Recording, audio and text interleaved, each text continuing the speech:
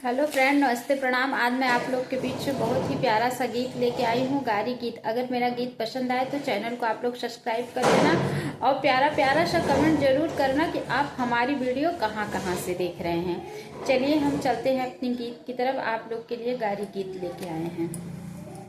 ई आधी बहुत खराब आधी आने दो, ई आधी बहुत खराब आधी आने दो। कहवा से उठी आधी कहवा के पहुँची, कहवा देह सिदेश बसाई आधी आवता। रे ई आधी बहुत खराब आधी आवता। अयोध्या से उठी आधी जनकपुर पहुँची, अयोध्या से आधी जनकपुरी पहुँची। अरे श्रीलंका देश देश बसाई आधी आवता। अरे ई आधी बहुत खराब आधी आवता। इही आधी में उड़ी गई राम जी कमाई, इही आधी में उड़ी गई राम जी कमाई। अरे जाय पहुँची जनक जी के द्वार आधी आवता। ई आधी बहुत खराब आधी आवता। जाय पहुँची जनक जी के द्वार आधी आवता। ई आधी बहुत खराब आधी आवता। इही आधी में उड़ी गई लक्ष्मण का बहिन, इही ती में उड़ी गई लक्ष्मण के माया। अरे जाय के गिरिन जनक जी के द्वार धियावता। अरे ई आधी बहुत खराब आधी आवता।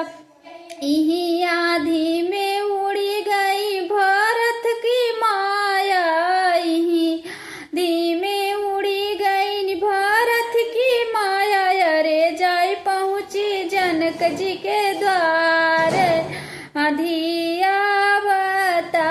अरे ई आधी बहुत खराब आधी आवता। इही आधी में उड़ी गई कुल बरतिहन का बहिनी, इही दी में उड़ी गई बरतिहन का बहिनी। उनकर जाय गिरी अयोध्या के धाम आधी आवता। जाय गिरी अयोध्या के धाम आधी आवता। अरे ई आधी बहुत खराब आधी आवता। ई आधी में आई गई के का बचाए सी, केकरे ऊपर ई गई के का बचाए सी। अरे के काली है सी उड़ाई आधी आवता।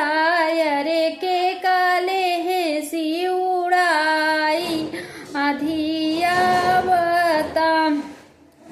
इही आधी में बच गए राम लक्ष्मण और भरत, इही दी से बची गए राम लक्ष्मण और भरत। अरे भरत के बुआ के लिए सी उड़ा आई आधी आवता।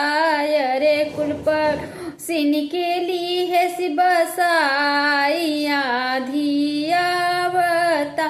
अरे राजा दशरथ के लिए सी बचाई आधी आवता।